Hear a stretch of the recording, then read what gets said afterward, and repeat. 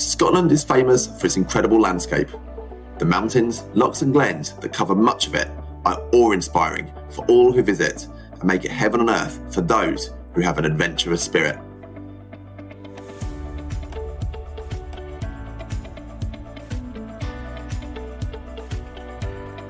What makes these wild parts of Scotland even more amazing are the mountain bothies, which are synonymous with the great Scottish outdoors.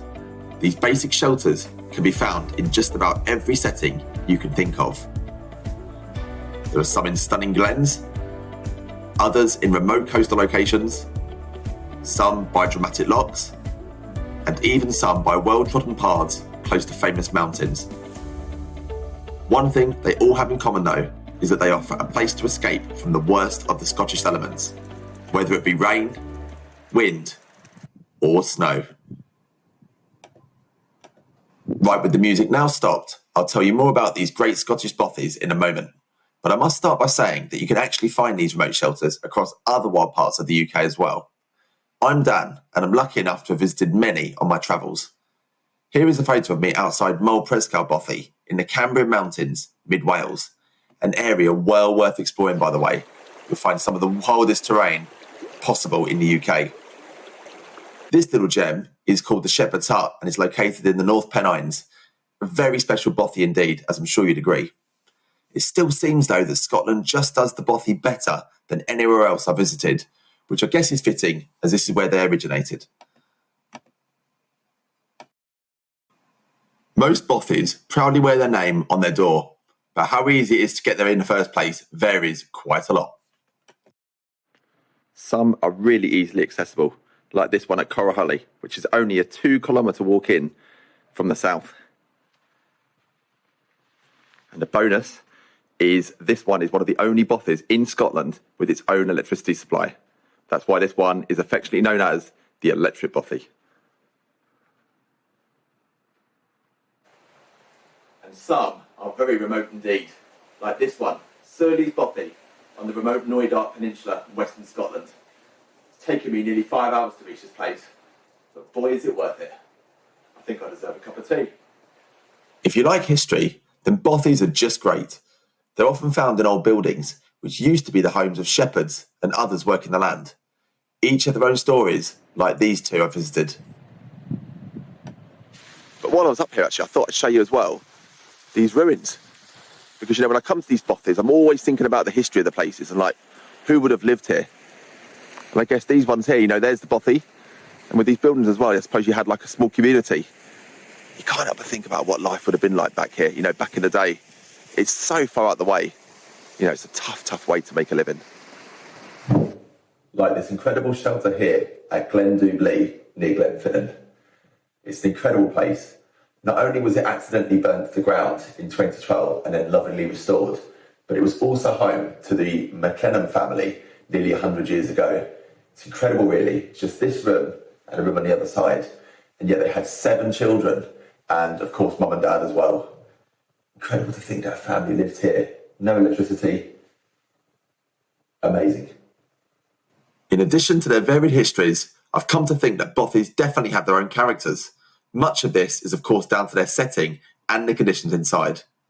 Some, like the electric bothy, aren't all that inviting, and for me at least, are purely a place to take shelter if it's raining. Others, like Uag's Bothy on the Applecross Peninsula, are the complete opposite. I tell you, when I was there, it felt like a proper home away from home, with its own library, comfortable chairs, pink guitar and bongo set. I tell you, that sure proved fun after a few whiskies. This bothy you're seeing here is one of the most famous in Scotland. Cheneval can be found in Wester Ross and often has a tent pitched outside due to its popularity. Its setting is so dramatic and stunning that you can almost imagine the theme from A Big Country playing as you approach. Clearly, I couldn't play this on here without seeking permission.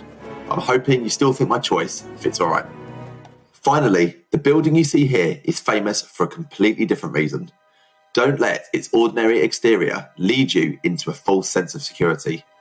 Ben Elder Cottage is often reported to be haunted, and its extremely remote location in the Central Highlands just adds to the legend. I haven't been, and I'm not sure I'd want to alone. The thought of being this remote and with a ghost scares the living daylights out of me, if I'm honest. Are you brave enough? Well, now that we've taken a bit of a tour around Scotland, I thought I'd show you what you can expect during a bothy stay, and also why I consider them so special in their own unique way. Before you even step foot in a bothy you're heading to, there is of course the bothy approach. Even now I still get a little nervous each time. The open door policy of these shelters means they're available to anyone who needs them. Will you be alone? Will you be sharing? There's of course only one way to find out. You knock, waiting for a reply, and then enter to survey your new home for the night and meet your fellow bothy mates, should there be any already settled in. Once inside, you think about where you will actually sleep later. It could be on a sleeping platform found in many shelters. And some bothies even have 2 stories, like this one at Glenpeen. It's got to have what I've seen, certainly what I think is one of the steepest staircases known to man. But look at the reward. Got loads of attic space, even comes with its own bunk bed. And as I come round, this was my room for last night. Had my own private room, free of charge of course. Lovely.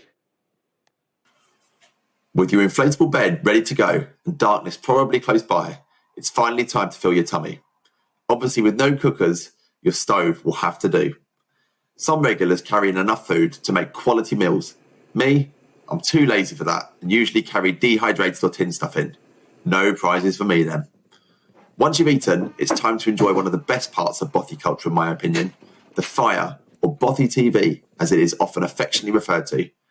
You've probably carried in your own fuel, so it's a relief to finally reap the rewards of your hard graft from earlier. Fireplaces come in all shapes and sizes.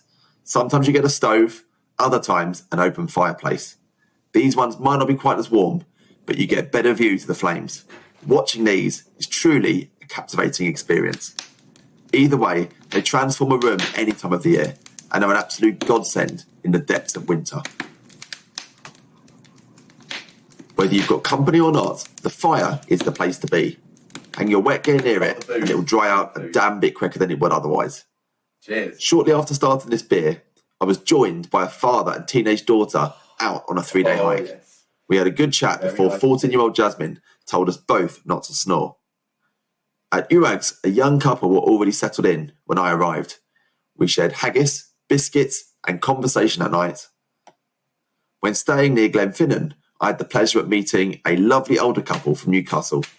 Their dog Boris was adorable, and the man a true inspiration, as he wasn't letting a thing like cancer get in the way of him enjoying these remote bothies. It's fair to say you meet people from all walks of life at bothies, and they often quickly become friends, even if just for that night. After food and drink are shared around the fire, stories are shared, and the world is put to rights, it is time to get your head down. If you're used to town or city life like me, then the peace could be quite a shock initially. There'll be no cars and no sirens.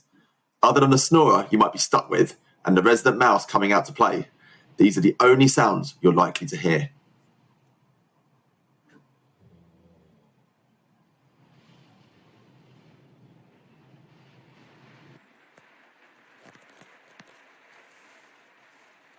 That last one can make you need the loo more than usual. And regarding that mouse, make sure you hang any food on the lines provided in most bothies. That's of course unless you want to give Terry and his kin a free meal. The next morning you'll wake to either grim conditions outside or those which you can't wait to get out and enjoy. Either way though, there are a few jobs that need to be done first. Breakfast needs to be eaten, and then it is important to give the bothy a clean and basically leave no trace of your stay. Most bothies in Scotland are maintained by volunteers who are part of the Mountain Bothies Association, or MBA as they are often referred to. These folk give their time to keep the shelters in good condition when they're often battered by the worst of the Scottish elements. You'll often find posters stuck up telling you about the bothy code and how you should behave. You of course get the odd idiot who abuses their generosity, but most are very respectful and appreciative of these isolated gems. The MBA even have a website. If you are new to bothying, then I highly recommend a visit. It will give you a location map of all the bothies available in the UK, as well as other important details. You can even volunteer yourself if you wish. You might soon find that the food and moving around might make you realise you need the loo. A few bothies have a composting toilet, but for all others, that spade you see by the front door will need to be used. It's a bit of a shock if you're used to a fragrance room and plastic seat, but it's not too bad. I've even gone and written an article about world toileting and included a link below if you really want to find out more and just fancy a bit of a giggle. Once back inside, it is good to always leave something for future residents. I've been rescued several times by such acts of generosity. Logs, food and candles always go down well. After this, it's time to sit down and add your entry to the Bothy book. They make for quite the read. Here are some great Bothy entries. This is Rod. My companion lost his senses and his life to the abyss of the River Gorge. He looked like a dirty goblin drowning in the dirty soil. I only managed to rescue the wine. And we've got some more ordinary ones as well, such as this one. I came in for lunch on the way to and back from Oban. Wet. So there we have it, the Bothy. An absolute gem for people that love to explore the mountains and wild areas that Scotland has to offer. If you're going to come out and enjoy one of these places though, don't forget to come with an open mind, a sense of adventure and a willingness to treat it like a home away from home. Do that and you'll grow to love them as much as I have.